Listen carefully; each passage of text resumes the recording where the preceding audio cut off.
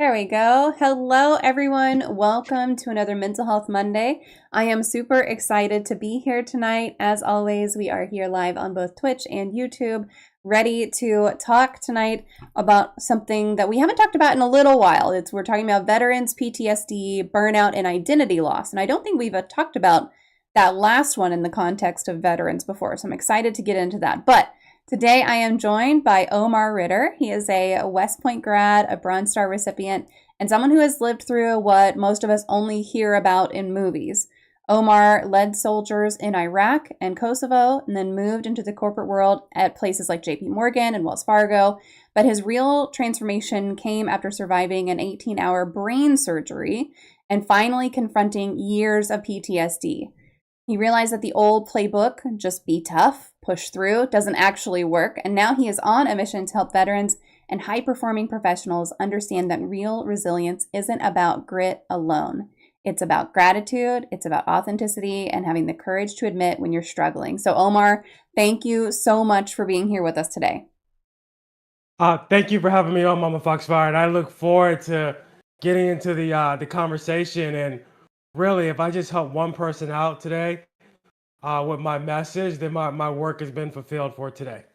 I love that. And I always feel the same way. If I can reach one person, that makes it all worth it. So with that in mind, if you guys would like to connect with Omar, I just posted some socials. There's a website, Facebook, Instagram, LinkedIn, YouTube, book, and an audio book that just released this week. So there's a link to that too. Go check it out and make sure to engage, like a post, comment on something, share a post whenever you get there. That really is, like we're just saying, that's what lets us know that what we're doing makes a difference. So make sure that you're engaging whenever you do get there.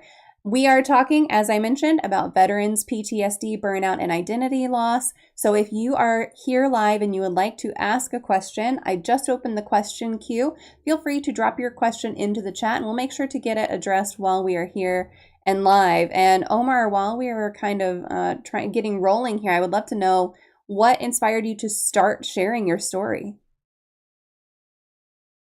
What inspired me to start sharing my story is the fact that I suffered for so long, and I was finally in a position after working 20 years on Wall Street, medically retired from the military, that I really wanted people to not go through the trauma, the pain, et cetera, that I went through for so long. And for me, it became, if you're going to tell your story, it's got to be now, not when, right? So I had thought so long about telling my story, but I had finally gotten the help that I needed, and it just put it at the forefront of my mind to really put it out there that you can fight this disease, you can get healthy. You just have to raise your hand and say that you need help and go get that help. Yeah. The perspective of like you've got to share it now. It's not a matter of waiting and deciding when the That's time right. is right. I think that that's something that a lot of people maybe obsess over, like when is it going to be perfect for me to share? And the reality is you just got to start. You just got to start. You got to start somewhere. You got to start sometime. And the That's best right. time to do that is now. So I appreciate you being willing to share your story and be here with us today. Yeah, I mean, I had so many losses that took place among not just my friends in the military, but also friends in the corporate world as well who were suffering from being in high stress environments, taking their own lives, going out taking risk and losing their lives doing something really risky. And so I felt like I needed to put this message out there for folks to let them know it's just not a veteran problem. It's just not a, combat arms veteran problem or somebody that fought in the war, but it's also a high stress problem and an everyday trying to deal with the situations of life problem, right? I think one third of people have some sort of effects of mental health, whether it be anxiety, PTSD, etc. And it needs to become a conversation at the forefront. Yeah, absolutely agree with that. Y'all know I agree with that 100%. So 1,000%, like all of it, all of it, all of it needs to be talked about. Needs to be talked about. Needs to be not swept under the rug, for sure. Right. 488 Blue, I see you guys in the chat. If y'all have any questions, feel free to drop them in there. And thank you for being here. Appreciate y'all. Omar, do you have a true crime story that fascinates you? Yeah, I actually have a real true crime story that actually, really got under my skin. And again, it was one of those things that pushed me to put this book out. So my gunner from Iraq actually suffered from PTSD, and it was unbeknownst to me. And it was one of those situations where you're talking on Facebook, you're talking on the telephone, seeing how folks are doing, they're telling you that they're doing well, and all along, like this guy had gone through a divorce, etc. And he was so mad at his at his ex-wife, he ended up committing suicide. But not only did Mm, he commit suicide, he actually took his children with him, mm, for this, right? And what I would say to folks is, I know for a fact that my friend did not do this, right? What happened for him is that I like to compare PTSD and mental health disorders, especially when they go awry, to hijackers in the cockpit, otherwise known as our brain. So his cockpit was hijacked, and it forced him to commit like the most heinous of actions against these children. And it's just really sad that it had to come to this. And we always say, man, I wish I would have known, man, I wish I would have had a conversation. And so for me, I get tired of hearing that. And so what I'm trying to do is, let's push the conversation. Let's not have it be a one-off conversation, but also let's let folks know that it's okay to raise their hand and go get some help, because it doesn't matter how many conversations we have, how many mental health clinics we open, how many phone lines we open. If the individual that's being impacted never goes and receives that treatment and never makes that phone call, it's just a bunch of wasted effort, right? So had he known, and had it been drilled into his mind that it was okay for him to seek the help he desperately needed, we might not have been where we are with this, right? So something that keeps me up at night thinking about it. yeah. The true crime story in my life, one of the true crime stories in my life is very similar. My grandfather killed himself, and I strongly believe, and that's a big part of my why, but I strongly believe that if he had known it was okay to talk about mental health and okay to go seek help. He was a retired fireman. He'd been in the fire service for 40 years, and it was just like, that's a very macho, similar to the military, very macho mindset at the time, especially. And I really think if he had known that it was okay to get help, and that was a thing that's actually a strength rather than a weakness, that he would still be here. And Yeah, yeah, I mean, it just hijacks your I brain think about the 100%. yeah, I think about the times that I've thought about taking my own life, thinking that I'm worthless to the world, and et cetera. And at the time, I'm working at JP Morgan Chase, like I'm an executive in finance, right? And so everyone else from the outside looking in says, man, this guy, he's got it going on, he's got a great career, etc. But on the inside, I'm burning up because I'm competing with everybody at the firm for the top position, and because I'm not in that top position, there's something wrong with me. I'm not good enough, and then I wish I wouldn't have spent that time in the army. It messed me up, and so I'm thinking about leaving this earth. And then, really what should have been thinking about was just having gratitude for being in the position, that I was in, and therapy has helped me get there. Yeah, yeah. I mean, therapy is helpful all around, right? Like that's Right, it's a big exactly. thing, but everybody needs to understand like it's okay to go get therapy. And then, Hmm. we got Hmm. we got to get That's we got to right. get there first. But one other thing that you said that I just want to kind of touch on, I 2 weeks before this happened with my grandfather, I saw him in person, and like we talked, we had a great conversation. Everything seemed like it was fine. Right, People only show you what they want you to see. Like, you're talking to your friend on Facebook ahead of this happening, and then this comes out of the blue, right? I'm talking to my grandfather, everything's fine. He's buying Girl Scout cookies from my oldest. Like, right. Yeah, everything is fine, and then boom, out of the blue. You only see so much of other people's lives. There's no way for someone to look at you and say, I know what's going on in Omar's head, right? There's no way for someone to look at me and be like, I know what's going on in Mama's head, unless you're my sister and she has a weird ability to do that. So that's like the only person in the world, right? But yeah, it's you only see what people put forward, first of all, and then you also just don't have access to their thinking. It's hidden. Yeah. It's hidden You don't have always. access to your thinking, and oh, by the way, you're focused on your own life for the most Yes. part too, like Yep. what's going on with you and your family, right? And your everyday struggles trying to make it. Yeah. Yeah. I feel like we've come a really long way in recent years. This happened in 2017, so almost 10 years ago. I feel like since then, a lot has happened. A lot has come. We've made a lot of strides towards everyone understanding that it's okay to talk about mental health. Do you feel the same way for veterans? Has there been progress? Is it still really difficult for veterans and in particular men to talk about mental health? I think that it's really for men in particular and for veterans even more so to talk about mental health, especially that veteran that's trying to, exit the military and then go Mm, on to corporate America, right? So they're worried about maybe being found out or having something in their file, etc.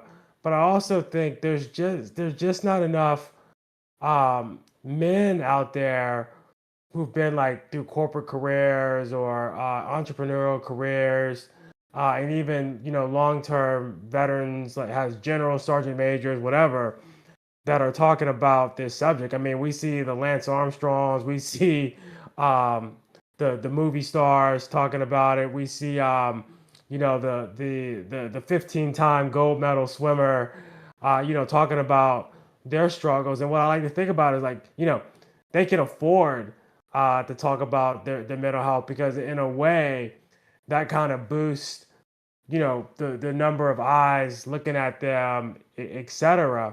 Whereas if you're every day trying to go out there feed your family, you don't necessarily want to be on podcasts or writing books about mental health while you're trying to like navigate a corporate organization and get promoted. And so because of that, we hold it in. hmm And heaven forbid that you take some time off from a job because of mental health, and people will make fun of you, like what's the matter with that guy? He can't hold it together, etc. So yes, I do think that there's a stigma around really coming out and revealing like what you got going on and getting some help. Yeah, yeah. I definitely seeing all the celebrities. On the one hand, it's in my mind it's like, okay, that's great. High profile people talking about this when it could have an impact on their careers, but at the same time it's more eyes on them. It's a bigger audience. That's right. Now they're getting news stories written about them. All publicity is good publicity unless you're not in a situation where publicity is good. That's right. And like I said, I'm not judging their pain Yeah. definitely by my pain, like because I'm sure that there's like a lot of pain there, and it's good that hmm they're speaking about it. But what I'm more concerned about, Mama Foxfire, is the good people watching this video and the good people that are on this line listening to us who have careers, jobs, they're entrepreneurs, etc. The everyday people, there are places that we can go, lines that we can call to get help for free. And for a lot of us, we're actually paying into a system that's supposed to be taking care of us in corporate America, but also in the military, where we're supposed to be able to go in and get that treatment and no one else is supposed to know about it, right? And so I just want to call out the people that is in fact the case. Like you can actually go get that help at your job, go get that help in the military, and you don't need to tell anybody about that help you're receiving. And oh, by the way, if you're worried about, oh, why might I get kicked out of the military or this other thing, right? If you're doing something that's detrimental to your health, I just want you to realize that like in this world, there's thousands of things that we can do for employment. So I would say like don't let your health suffer always thinking about the almighty dollar, right? Because that can sometimes really stop us from taking those steps. But I would also say you can be working, still get that treatment, and come out on the other end better, and not lose your career, and in fact excel your career because you went and got that help you needed to be the very best you at work. Yeah. Yeah. We talked about this briefly in your intro, but take us back to that moment after your brain surgery when you realized you couldn't keep running from your PTSD. What was going through your mind? Well, a couple things.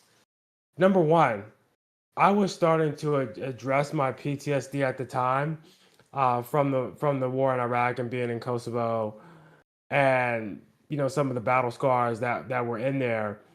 And just as I was starting to address it, I found out that I had a brain tumor the size of a golf ball, and I had to have emergency brain surgery. Mm. And so my focus became no longer on PTSD. It became focused on getting healthy from the brain surgery. I had to learn how to walk again, run again. Half my face was paralyzed. And also, I got put out of the military. So I had to think about what my next career was going to be at the same time. So it wasn't like, let me have the brain surgery, let me get some treatment. That's not what happened. What happened is the brain surgery happened. I needed to get better. I need to find a new way to make money, but I also need to take some time off.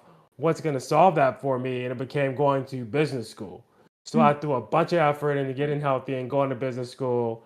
Ended up getting into Columbia Business School in New York. And it was from there, those 2 years, that I spent really trying to move on to my next career, which I worked for 20 years before I actually stopped and got help, which is why I'm talking to you now with all this white hair on my face, right? Because the trials and tribulations, the stress that I went through trying to navigate corporate America while having very strong signs of PTSD, suicidal thoughts, etc. And what that was causing me to do, MommaFoxFire, if I can tell you, is I was a type of worker. Every 3 years, I would change jobs. I would get fed up with something, and I would just leave and go to a new job. And what I found out, that was me just trying to escape being in normalcy, because every time I switched a new job, I had to focus on learning that job, becoming really good at it, etc. And once I got to the point where I could relax, I wanted to go do something else Mm. because I got trapped in my own thoughts, for sure. Yeah. Yeah. It's interesting because so I've been with the same company for 13, 12, 13, 14 years. This will be 14 years, I think, this year. But every couple of years I change jobs within the company. And because Hmm. I get kind of in a similar position where I'm like, oh, I'm too comfortable. I need to go do something else that is gonna challenge me, that's gonna keep me engaged, or I'm just gonna float. I'm just gonna like be untethered and float around like a little balloon. But yeah, yeah. Right. I mean, I definitely understand that feeling, even though I've been with the same company. It just happens to be a very large company. That is anxiety. And Yeah, I, and, a and, hundred and I will percent. tell you that, like I've worked at JP Morgan Chase, Bank of America, Wells Fargo, TIA Cref, Conduit. I've worked for the Koch brothers at Coke. I've worked for some of the largest companies in the world, like 80,000 plus people. Trust me, they got enough jobs for me to do Yeah. at the company to bounce around for probably your life and my life. I wanted a whole new t-shirt, sweater, zip code. I was trying to move to a new city, country, Oh wow. whatever, right? That's the kind of movement I was talking about, Yeah. right? If I had a girlfriend, I was gonna uproot and do something else, someplace Mm, else, and yeah. reinvent myself. Yeah. Yeah, that's interesting. I mean, you're dead on that it's anxiety. Like that, at least for me. I won't say for everyone Right. who does that, but at least for me, it's definitely anxiety. 100%, 100%. Mm-hmm. And Mm-hmm. I've talked to my therapist about that too. But so you're kind of talking about PTSD. So on the day to day for you now, Do you still experience some symptoms of PTSD? Yeah, but you know what's interesting, MommaFoxFire, is there's a couple things I got going on. One is I go to therapy once a week on Wednesday. So tomorrow, no, sorry, 2 days from now, it's a therapy day for me. And even though I've been doing this therapy for almost 2 years, every Tuesday I'm trying to figure out how I'm going to get out of the therapy. But every Wednesday I show up to the therapy. It's like going to the gym, right? Like Yeah. every time I go to the gym, like, what needs to be done? Some housework, something needs to be done before I head to this gym. And then once I get there, I'm cool, right? Hmm. So it's the same thing with my therapy, right? And it's at the point now where I'm talking to my therapist. We may not even mention the word PTSD or anxiety, etc. We may just talk about what I got going on in the business and what podcast am I coming on. We may spend 45 minutes just shooting, the breeze about whatever, and then the phone's over. But I feel so much better that I've like actually had the opportunity to give some release. So that's the first thing. The second thing is I do have medication, Hmm. and I take that medication now every day before I go to bed. I used to take it in the morning, but it just made me groggy all day, so I stopped taking it Yeah. in the morning. So it took me a while to figure that out, right? So I take the medication at night. It helps me sleep better, and I wake up ready to go. So what I would tell you is every day before I go to sleep, I have to make a decision and commit to that decision to take my medication. And when I take my medication, I do feel like I'm gonna have a trigger, but the difference is like on the medication, I notice what I'm triggered, and I'm Mm. able to look on the outside of myself and say, wait a minute, this isn't that serious. Like, take a deep breath. So I'll give you an example. So the other day, I have a man cave, and my wife's dog. It's my wife's dog. I guess it's my dog, but it's really her dog. And the dog went into my man cave and took a big dump, right? Oh no. And I would tell you, 3 years ago that would have set me on fire. Nobody in the house would be getting any sleep. I'd be mad, etc. The other day, I was like, "Hey, babe, like your dog pooped on my man cave. Can you go clean that up?" And so I was mad for about a minute and a half, but I took my minute and a half of madness and went to go sit in a separate room, and then I got over it, right? Hmm. I didn't need a drink. I didn't need to carry on the issue. After 2 minutes, it was done, and we moved on with life, right? As opposed to it escalated into a bigger argument, and now we're not talking for a week, et cetera, right? So I do feel it when it's coming. Yeah. Yeah. Do you feel like the therapy has helped you more? The medication has helped you more? What treatments have actually like worked for you? Listen, I can't tell you exactly what. I think they're both working Hmm. um, equally.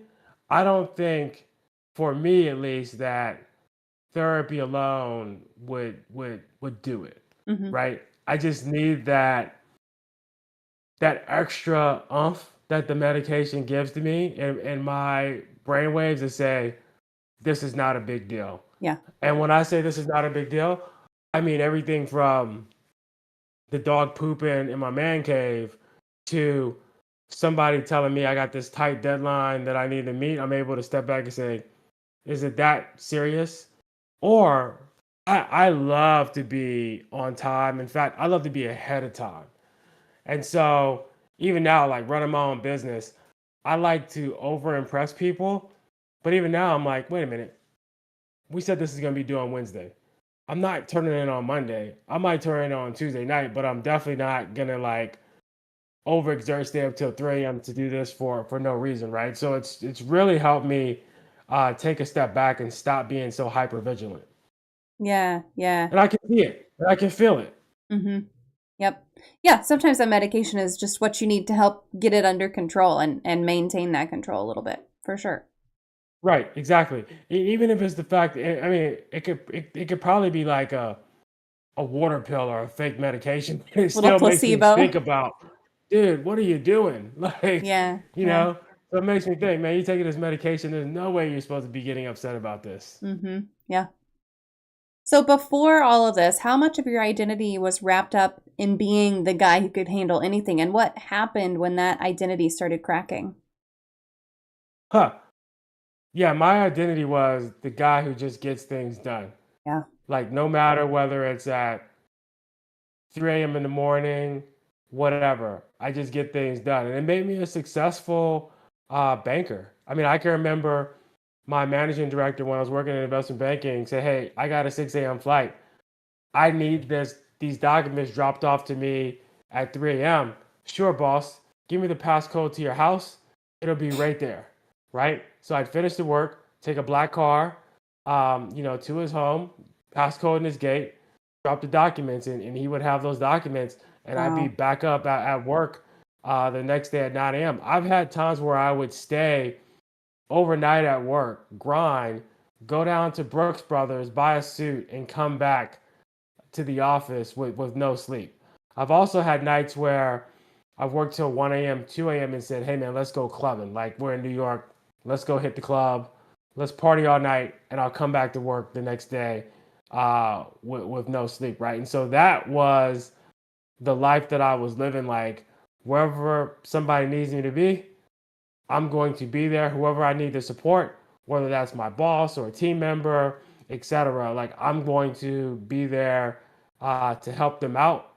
But at the same time, I was absent in taking care of myself. Yeah. Yeah.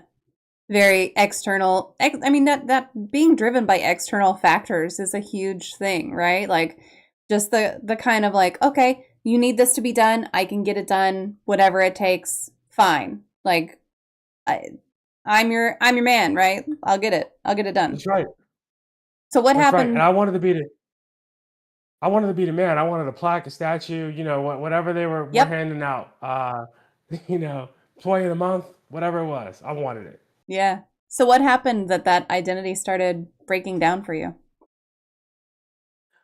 So I would say the identity for me really broke down when I had my first child, right? Mm. And I can remember when my kid was born. A week after my kid was born, I had this huge presentation that I had to do at the bank. And like the CEO was gonna be there, the auditorium was gonna be full, and I was hosting the presentation. I left my wife at home with a week old Oh my gosh. child to do like this presentation. And this is way before medication, way before, and I'm like, what the hell are you doing, bro? Like, this is ridiculous, right? And so she let me know about it. Number I'll bet. one, but then, yeah, but then I also realized, man, you got a limited amount of time on this earth. Like, they're not gonna say Omar did this great presentation at the bank back in 2021. Like, who cares? Nobody even remembers that presentation. It's a bank, so it's not even on film anywhere. Like, literally, no one cares. Hmm. And so, at that time, really started feeling like, wait a minute, man, you have to reprioritize yourself a little bit. You got this little girl that you need to be focused on spending more time with. Stop raising your hand for everything, right? So that started the crumbling. And then once I realized I needed to get help and I got that help, I realized that I'm not defined by which big white shoe organization that I'm working for or by the title on my door or the name on my desk. Like, I'm defined by myself and like the product that I can provide. And I'm fortunate enough to, be a certified public accountant, know a lot about being a CFO from, years in industry that I can go at myself and I don't have to, do everything to please everyone. I know how much money I need to make, and that's my goal to make that amount. And then after that, I do what I want to do, right? Hmm. So, um, yeah, it's been a journey because I tell you, when I first left Wells Fargo, I was crushed. I couldn't get out of bed, Yeah. because I was no longer at a big bank. That check wasn't coming in anymore. but I felt so much better. And to this day, I get calls to go work for, and I'm like, nah, man, I'm good. Like I'm not gonna, if I continue to do it your way and not my way, I'm not going to live to see 75, 80 years old. I'm trying to live to be 100. So I'm gonna do it my way. Yeah, yeah. Now, how did that burnout compare to what you had experienced in the military? It's different, right? And the reason why it's different is because for me, the military was my sisterhood, brotherhood. It was my everything, right? We're all going through the same thing, right? And so I'm not sitting around thinking that I'm an imposter, right? I'm not sitting around thinking about what does everybody think about me, because I know that if I execute the way that I'm supposed to execute, people are going to take notice, and I'm gonna earn that respect, right? From both like my commanders, but also from my subordinates, right? So they're not going to just be saluting me for my rank; they're going to be saluting me because they respect me as well. In corporate, a little bit different. There's two types of people out there in corporate. There's the people that care about the folks that work for them, and the people that care about their career, right? And there's not very many people that are in between that. And so in the firms that I worked at, I always felt like you needed to be watching your back, because there's a line around the corner for people that want your position, or people that Mm, want to use you as a stepping stone. Now, I will fully admit, a big part of that was my anxiety. A big part of that was everything that comes with PTSD.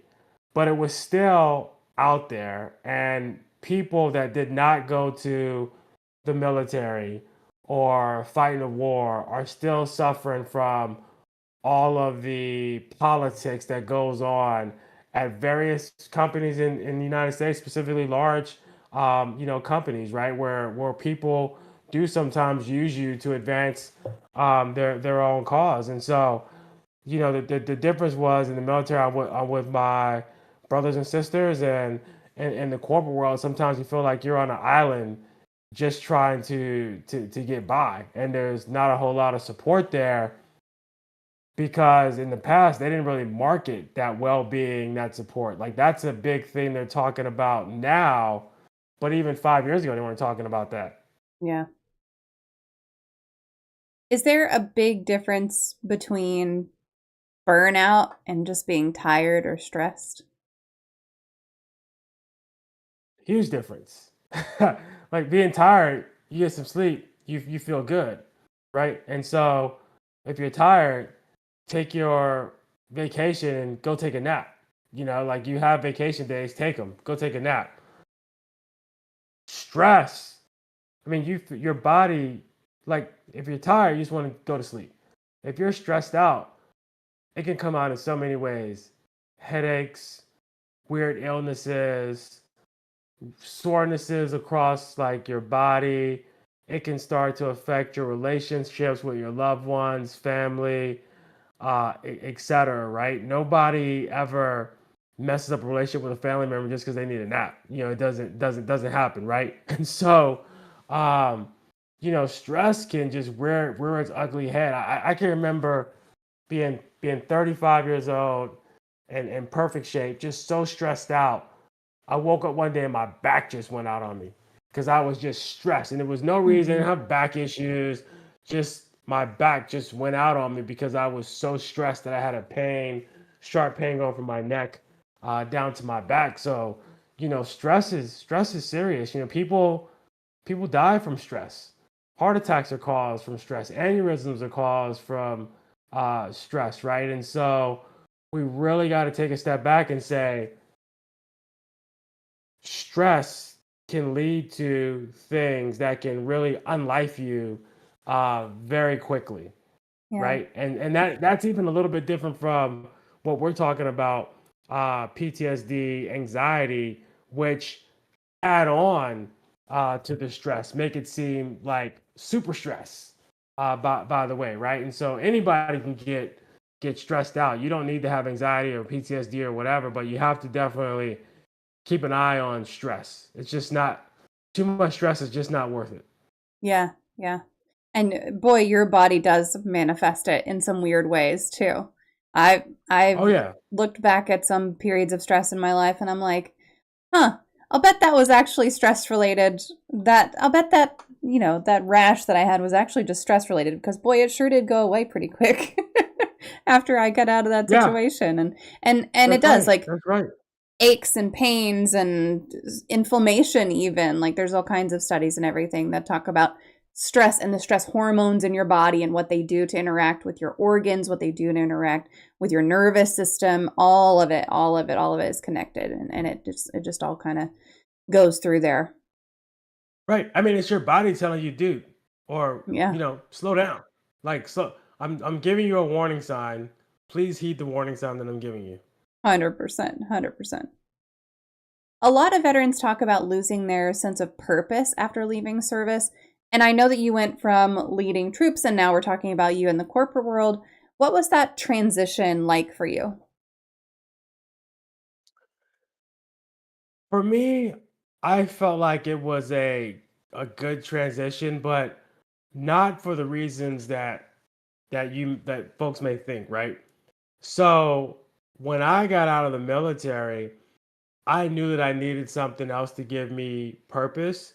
And I was able to find that by volunteering at the Boys and Girls Club, right? So I started working with at-risk youth, right, to give them my view of the world. And so no matter how busy I've gotten in my corporate career, I've always volunteered at various organizations, right? So right now I'm on the board for North Carolina uh, Veterans Business, and so we're trying to help veterans who are entrepreneurs, but also work with the state for veterans benefits to incentivize veterans to stay. But I've also sat on the boards of Teach for America, and these are boards where you got to get your hands a bit dirty, right? So Teach for America and Down Syndrome Association of Greater Charlotte, right? So working with folks with Down syndrome, trying to raise money. So I would say to folks, like, sometimes you got to go out and find your own purpose, because the military puts a purpose there, which is to,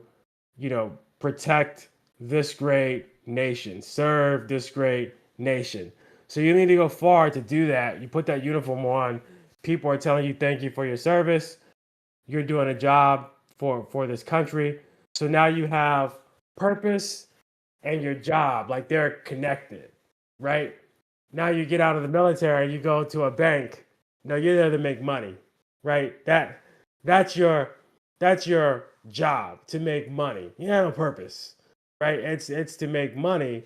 And so I knew very early on that I wanted to, dedicate a few hours of my time a week to continue to serve the communities that I live in, right? To show kids that, hey, the military, it's an option. I went to a public school. It's taken me to heights I can never even imagine. And so you might want to think about that too. I got a funny story for you. So I was in Wichita, Kansas, and I was a counselor at Boys and Girls Club, Big Brothers Big Sisters as well. And so I got a kid that was assigned to me, and I was his big brother. His name was Shimon. Never forget him. So Shimon was ninth grader, 5'4", 95 pounds, soaking wet.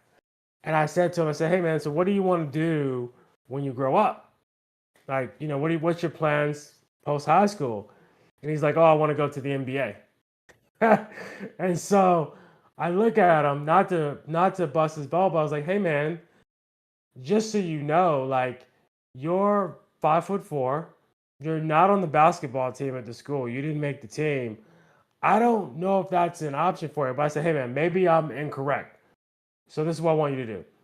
I'm gonna pick you up after school, and we're gonna go to the basketball court. We're gonna play a little one-on-one, a little 1v1. Let's see what kind of game you got." I stumped this kid out. I had to stump him out. I had to. And I was like, "Brother, man, listen, bro. You can't even beat a 30-year-old guy in basketball. You ain't going to the NBA, right? But Did you like the BMW that I drove you here in? Oh, yes, sir. Your car is beautiful. Did you like stopping by my apartment to like grab some food, when you come by with your mom and dad? Like, yeah, I really love your place. I'm like, well, great. Let me tell you a secret. I went to college. I majored in mechanical engineering. And when I graduated, I went to the military. And then when I got out of the military, I majored in finance. And now I'm a certified public accountant. That's how I make my money. I'm a certified public accountant. And he's like, oh, nobody ever told me about that. That same guy, Shimon, today is a senior manager at a big four accounting firm. And the guy's made it, right? And so, you mentor people, you help people, just like in the military, like you do with that E1 private straight out of basic training, and you turn around and that guy's a sergeant's major. Like my driver in Iraq that I talk about in my book, West Point to Wall Street, My Journey to Mental Wellness, he retired as sergeant major, and now he's a reverend for a big church in Puerto Rico. And so you see people like grow, and you're like, man, I was able to touch that guy. Another story for you. I got a note on LinkedIn the other day from this guy I never know. He's like, hey Omar, listen, I don't know you. I just gave you a nod back in the day at Praxair, but one day I pulled up next to your car, and it was a nice car. I saw your golf clubs in the back, and I always wondered what that guy does. And so I looked you up on LinkedIn, and that's where I friended you. This is like 12 years ago. That's where I friended you and found out that you were like a CPA, you did finance, you went to Columbia. And so I wanted to do what you did. So I ended up going to NYU Stern, getting a CPA license. And he's like, I read your book, I loved it, and it feels like I was there with you through some of that. So this guy was reflecting on the fact that I helped him, unbeknownst to me, Yeah. right, to achieve some goals in his life. And so it goes to say, like, people in the getting out of the military, it doesn't need to be like that. Like, you have so many talents that people want to be able to share with you, and just get out there and share those talents with your community, with the world, etc. Don't rely on your company to do that for you, because very rarely is that going to happen. Yeah. Yeah. You said it perfectly earlier. A company, it's just a job. Like it's not, they're not going to help you. They're not going to give you that sense of purpose that if your job is your identity and you're in the corporate world, like you're going to need another driver. You're going to need another driver there That's for right. sure. You're gonna need something else. Like Mhm. it's not gonna fill your cup. Yeah. Like it may 100%. fill your bank account. It ain't gonna fill your cup. Yeah. Yep. Yep. It'll Yeah. buy you a nice cup. Yeah, it'll buy you a very nice cup. That's But then right. you That's then you right. got to do something like sharing your story and or having a You gotta do podcast something or else. whatever it is Yeah. that you're wanting to do. Do you feel Hmm. like it's difficult for a lot of veterans to rebuild their identity whenever their whole lives were their career or their service? Absolutely. I do feel like it's difficult, because I remember when I was first, getting out of the military, and even though I had gotten into business school, when I started the interview process, it was interesting because the first thing I would say was veteran, military, Bronze Star, Valor Device, Combat Action Badge, and the person talks to be like, "What the hell are you talking about? Like, what? Like, what does that mean to me?" Right? Like, great war story. I appreciate that. But tell me how you're going to help me do financial analysis at Bank of America, Mm-hmm. right? Because that's who I need to bring in as an intern. And so for me, it felt like, man, what a kick in the chest. All these things I did in the military, now I'm out here trying to interview. And since these jobs aren't hands on, like it's not a physical job, it's a job where you need to sit behind a computer, go to some meetings and do some analysis. They're not really valuing that. So I had to reframe what I was telling them. So I had, instead of saying scout leader, frontline battlefield, I would say, hey, my job in the military was to move ahead of the forces and strategically assess the battle space and report back to our brigade commander, who was like the CEO, what was going to be happening as we continue to move forward. And with this analysis, we were able to make very strategic decisions in order to lead us to victory, which is something that I hope to bring to your firm when I come in, do the financial analysis, see where different firms stack up to help CEOs make a decision on whether to buy, sell, hold, etc. Right? And so what we have to do as transitioning military is not get mad about our story or not feel insulted. We need to reframe our story so civilians going to understand what the heck we're saying. Yeah. Yeah, that reframe is really important. Was it, Really critically. did you get like some feedback that kind of clued you into that, or was it just like you picked up this I isn't working? Oh no. I got some feedback. And so I was fortunate enough to have another veteran around while I was giving my elevator pitch, and he was like, "Oh no, bro, that elevator, yeah, that elevator pitch is horrible, man. Like you just talked about CIB, Cav, Scouts, Brigade. That guy has no idea Yeah. what the heck you're talking about. Matter of fact, that guy is from Germany, right? You didn't know what you're talking about. Um, Besides just trying to decipher your English, like he's just trying to figure out like, what do you mean?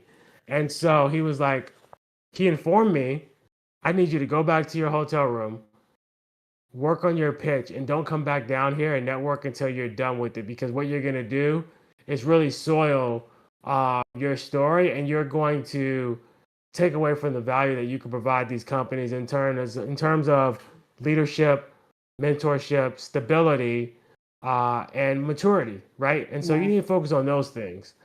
And so I did get kicked in the chest, but what I've been able to do is come on shows like this, but also mentor different veterans and tell them the same thing before they get kicked in the chest. Like reframe the story, man. Like no one understands what you're saying here. I Yeah. At this point, being in corporate America since 2006, I don't understand when somebody comes to me with a military resume. I'm like, I don't even know what this means at this point.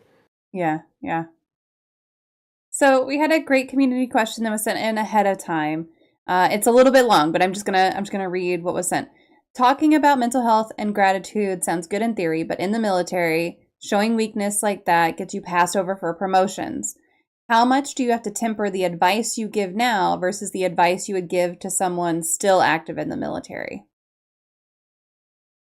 Yeah, and so what I would say to that is right there's two things. Number one, if you have a mental health issue and it's serious and you're thinking about harming yourself or harming others, you should not be worried so much about a promotion as you should be worried about your own safety, well-being, being locked in a cell, or being, like being something very bad happening to you, your family, your friends, etc., because you're going untreated, right? Like jobs, whether it's the military or not, they come and go, right? If you need some help, get that help, right? I'm going to say that again. If you need some help, get that help. Deal with the rest of the stuff later on as a healthy person, because then things become much clearer. Like in life, there's never a black and a white decision. Life is full of grays, and mental health issues makes everything black and white. If I do this, this is going to happen. Well, you don't know that, right? So that's number one.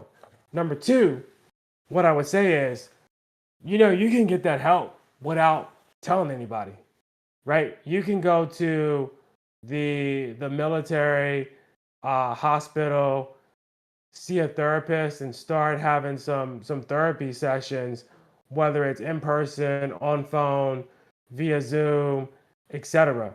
Nobody needs to know your personal medical business at all, right? Just make sure that if that's what your prerogative, you can't have it both ways. You can't say I don't want anybody to know, and then schedule your calls when you're supposed to be at work on post in the motor pool, right? Like you can't do both, right? So you need to figure out how you can schedule it in such a way where you're not getting in the way of the job that you're supposed to be doing, if in fact you don't want anybody to know, Yeah. right? Because the second you schedule an appointment when you need to be at formation or in the field or doing something that your commander or your sergeant wants you to do, well, now people are going to know. But you can always schedule something after work, via phone, via Zoom, where nobody has to know what you're doing to help yourself, because it's about you. Yeah. And you could always just say it's a doctor's appointment. Like, You could do that, but what I'm saying, MommaFoxFire, is that you could just say I'm going to lunch. Take your yeah, hour, make your once a week therapy schedule during your lunch hour, and go wherever you need to go, and put on your headphones and have that conversation with your therapist. yeah, yeah. Right? Nobody needs to know what you're doing, even in the military. My guys Hmm. would break away for lunch for a couple hours, and I don't know what they're doing, right?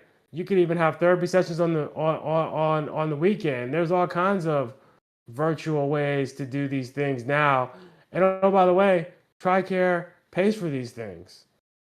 Yeah.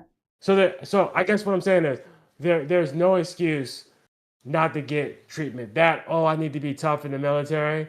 That's an excuse, right? I've seen tough. Like I've been uh through it, right? I've been through it. I've been in combat and been out there for 30 days, 60 days, no shower, doing scout stuff, right? And if I could go back in time, the moment I touched down, I should have went to therapy. Like they offered it and I refused it. Mm. I should have went. Yeah. But instead I drank it away, and luckily I was intelligent enough to be able to cover it up and go to different schools, etc., and advance my career. But had I gotten that treated, man, who knows where I would be right now, because that definitely held me back. Yeah. Yeah. What's the difference between powering through something and actual resilience? Now that is a tough question, because resilience is the ability to bounce back, right? You hit a brick wall and then you're able to bounce back. So I'll give you an example. Back in 2009, I got laid off from my job at a bank because of the recession, right? The Hmm. financial crisis, got laid off. And for me, resilience was actually being able to keep interviewing, not think less of myself, pick myself up, get a job in a different part of the country, and then work through that. Now, what I will tell you is when I got to that different part of the country in the Midwest, I was miserable. And so while the resilience piece got me there and got me motivated to get that job, I was trying to power through being in a place I didn't want to be. And that just beat me down even more. And that powering through got me holding a gun to my temple Mm. and wanting to take my own life because I was absolutely miserable. And so what I would say is resilience is a good thing. It's a good thing to be able to bounce back, pick yourself up, etc. Powering through, what that's going to lead to is what we talked about earlier, different symptoms, your body reacting a different way and saying, "What the hell are you doing?" Right? So just be careful about powering through and what that means, right? Because powering through, when you know you have a mental health issue, it's going to catch up with you sooner or later. Yeah. Yeah. And I think the resilience piece of it also is the building back part of it, because you get through this situation, whatever it is, I was also laid off in 2009 for the same reasons, and I had a 3-year-old. And so I had no choice but to power through what we were going through and to get to all of these interviews and to make sure that everything was going to happen the right way. And then the resilience piece comes in when it's like, great, you made it through. Now what are you doing about it? Like how are you getting Right. better because of the situation? And sometimes it's really hard to see. If you've had to move across the country and you're somewhere that you're miserable, it's hard to be like, okay, well, what am I going to do to make sure that I can build back again if I need to? That's right. And I found myself in the Midwest with um balls of hay. I was in Wichita, Kansas, of all places, right? And I'm from the Southeast, and so I want to be in the Southeast and the Northeast. And again, I was trying to power through, and then finally I hit that wall, and that's when I first got some counseling way back then, and it was helpful back then, but I wasn't committed to it. Mm. But at that point in time, I was like, man, this can't be it. And so I was actually applying to jobs all over the Northeast, getting on planes on Saturday, interview on early morning Monday, and then flying back without telling my boss like why I was late to the office, right? So, and then I finally landed a job in Boston, and that kind of set me up. And I talk about it in my book. That kind of set me up to have the next 17 years actually being back on Wall Street. So that was resilience. But if I would have tried to power through that one, I don't think I would be talking to you here today. I was Yeah. that miserable and down and out of it. Yeah.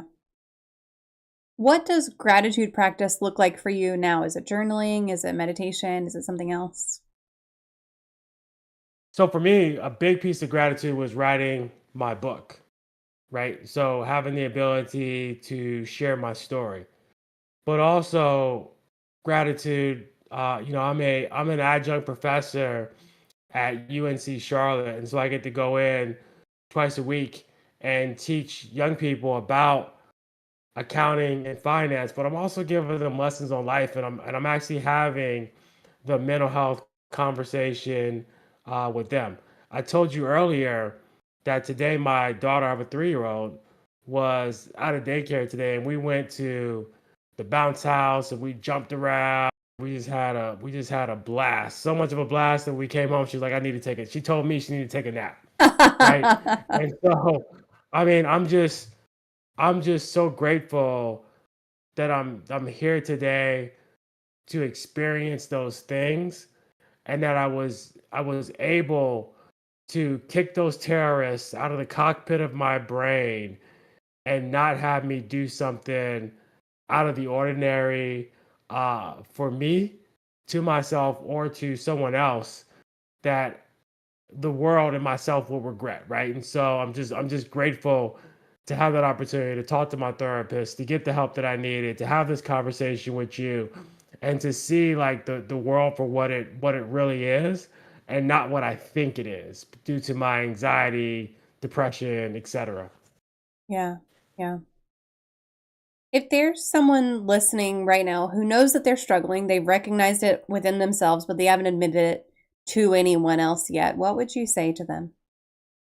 I would say to them, pick up the phone, get on Google, find a hotline that you can call. Just have a conversation with somebody. They don't even need to know who you are, right? You don't even need to give your name. You're not going into a doctor's office. You're not signing your name. You're just giving a call to a hotline for some help and for somebody to talk to. And if that works for you, if you find that helpful, like definitely continue to pursue that, right? And that's what I would say. Like there's a lot of different nonprofits, 501(c)(3)s out there that are committed to stopping people from dying because of this sickness. Like there's a lot of organizations out there that want to kick that terrorist out of your cockpit. And so I just need you to raise your hand. I just need you to pick up that cell phone. You probably got it in your hand all the time anyways. And just Google and just dial one of those hotlines. That's the best advice I can give you. That's what I did. That's why I'm here now having this conversation with you. That's why I wrote the book, and that's why I'm grateful. Yeah. The hotline advice is really amazing because you just call. You can give them a fake name if you want to. You can give them your real Right. first name if you want to. You can tell them your name is Flower Child and it's fine. But then you also get a little bit of practice, right? You get a little bit of practice telling Hmm. another human being, and then you're like, okay, it wasn't that bad to tell someone else. Maybe I could tell a friend. Maybe I could call a therapist. Maybe I could call a parent, a mentor, whatever. Maybe I could call somebody else next, or I can just call that hotline again and talk again tomorrow. Like it's a little bit of a practice getting it out and see how it feels because it generally That's is right. going to I mean, feel good. I'm at the point today where I tell people like, look, man, you're messing with my mental health, man. I can't take part in that. You Yeah. know, like with my franchise I'm a part of, they're having an all managers meeting in Orlando, and I'm like, I'm not going to that, right? I don't want to talk about this all day, right? I got my book of business, I got my clients or our clients. I'm trying to get us more. I don't need to spend 3 days in Orlando talking about it, Hmm. right? Because these guys need a vacation, right? Like when I go on vacation, I need to go on vacation with my family, sit by the pool, drink some mimosa. I don't know. There's things that I like to do. It's not go with a bunch of like business people talking about selling fractional CFO services, right? Like Right. I don't need that vacation. That's not a vacation. That's added stress, and it's on my dime. So like I'm not paying for that either. Yeah. Yeah. What's one thing leaders get wrong about supporting team members who are dealing with mental health challenges? So leaders feel like that they need to go very deep into the topic, and to be quite honest, that's not really their job, and it's not really their area of expertise. Like their areas of expertise is like finance, operations, human resources, anything but going into somebody's mental health, right? Yeah. And so what managers get wrong is two things. One, they ignore it, Mm. or two, they get too involved. And what managers need to do is take a step back and really connect that person with the well-being department at their organization. Yeah. Right? There's a whole department dedicated to well-being, and if there's not a department dedicated to well-being, there's somebody in HR that can connect you with the professional that can help you. But what I want to say is you don't need your manager to be involved. You yourself, if you're feeling some kind of way, can take the route to well-being or take the route to HR to get that help on the low where nobody needs to know what's going on with you. But where I see managers make mistakes for sure is ignoring or and not wanting to get involved. We're getting far too involved when the organization, especially these large ones, has things set up for people to receive the help that they both need and they deserve. Yeah. Yeah. And then if you don't connect them with those resources, then they're missing out. Like some companies will be like, okay, you get 6 therapy sessions for free. We'll cover it through this program over here. But if your manager's trying to handle something for you, then they're not going to point you to those resources, and you're not getting with the person who it's their literal job to help. I mean So I I agree. I mean, are you gonna keep paying rent on an apartment that you never plan on living in hmm. and that you're not renting out? Like because that's what you're doing. You might as Yeah. well take your $200 a month that you're giving out of your paycheck pre-tax for those services and go burn it in a barrel if you're actually gonna suffer and then not use it. Yeah. It's yours to use. It's not even that you deserve it, it's that you're paying for it. You're paying for it. Yep. Same, Yep. same thing as, and then listen, it's the same thing as the military. That's why military, the salaries aren't that great because you're paying for all the other benefits, right? People love the military's benefits, not the salary. So if you actually never use the benefit, then you should actually be doing something else that's going to pay you a lot more. If you're not going to Yeah. use the benefits, right? So you should use the benefits. America put them there for you for a reason.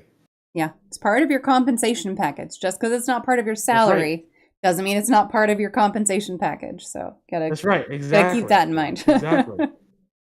So Bite Hmm. Mark would like to know, what is your favorite poem? So my favorite poem is Invictus, and it's by a gentleman named William Henley. And what Invictus, what it says is one of the key phrases is bloody but unbowed. But the real center of the poem reflects on resilience, and when you get knocked down, keep your head up, pick yourself back up, find a solution, and keep moving. And that's one of the things that um, I think that is a reflection of my own life. Before I named my book West Point to Wall Street: My Journey to Mental Wellness, I was gonna name it Resilience to Brilliance, and then my publishing company said, "Man, that's really cheesy. No one's gonna buy that book, right? Like, it doesn't like we need something. There's probably 1,000 books named that, right?" And so he's like, "You're not doing your book any justice." But really, just Invictus just shows like resilience and things like that. So I really like the point. Yeah, yeah, it's a great one. We are coming up on the last couple of questions. So, folks who are here in the chat, if you have any other questions that you would like to ask Omar, make sure you get those in, and we will ask them while we are here and live. Omar, what is your favorite life hack? My favorite life hack right now is it's always been for probably like 20 years. It's been Microsoft Excel. And the reason why I say this is because I do everything in Excel, right? Anything can be modeled in Excel. And so one of my bosses from 20 years ago wrote me. A lot of people are reaching out to me now because I have a book out there and I'm talking about mental health. They're saying, "Oh man, that's what was the matter with that guy." Like why, you know. And so and so my boss, my old boss, he's an executive at a medical device firm, and we actually worked to turn it around, and now it's worth twice as much as it was when I was there. But they still have an Excel model that's called the Omar model. So it was an Excel acquisition model that we made to go buy mom and pop businesses, so anything from 500K to $2 million, so that we could rebuild the firm, right? Because we made a bad M&A deal, and it was merger and acquisition deal. We bought a bad company, we overpaid for it, we got into a bidding war, and so it really cost us. Like we were never going to make a profit on that. It was sort of like if you're a basketball fan, and even if you're not, you'll recognize that Dallas trading Luka Doncic for Anthony Davis, right? That was kind of like what it was, and we were on the Dallas side. Like we got the Anthony Davis out of it, right? And they got the Luka, and so because they had the cash, and so he wrote me and he said, "Hey man, like we're still calling this thing the Omar model. We're still using this thing." And I wrote back. I was like, you know, if it wasn't for Excel, I would die a very broke man. Like I like that was the one. It's the one thing that I just click with so well is designing things in Excel, particularly business finance models. And it's like the one thing that I love. Um, More than any job I've ever had is like working in Excel, and that's the military, whatever. Like that's like my passion is like working in Excel. It eases my mind. I don't know what goes on when I get into a 2 or 3 day Excel file, but I love it. So that's my life hack. I like that. I developed a bunch of tools for the company that I work for, and it's so funny whenever someone will pull one up and I'm like, "How did you get a hold of that? Like how did this make its way all the way across to you?" I just made it to use it for myself, and now a bunch of people are using it, and it's so funny every time it happens. But yeah, Right. I Work some also IP on that. Get paid off that. I know. I should. Yeah, but it's definitely one of those. I make spreadsheets for vacations. I Right. use Excel for a lot because it's to the point where I definitely get made fun of a little bit for it within my family. It's like mom's going to make a spreadsheet, but yeah, I love Excel as well. And boy, I'll tell you what, no one complains whenever everything goes right. Right. Boom, boom, boom. Boom, Yep, boom, yep, boom. We yep. on track. That's right. Mhm. Well, it is time for the magic moment of the stream. If you could wave a magic wand and eliminate one common opinion or misconception surrounding mental health, what would it be? That it only affects veterans, number one.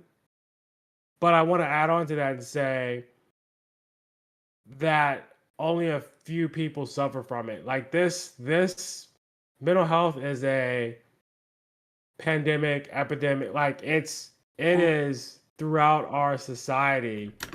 And so we really need to start paying attention to it beyond just talking about it, putting it on a banner, and really have serious conversations about this. Right? It's only going to get worse with everything going on with the AI and all this information coming, and you have to have everything at your fingertips. Right? You don't even have time to stop and breathe. And so, if I had a magic wand, I'd really make this a normalize this conversation on mental health.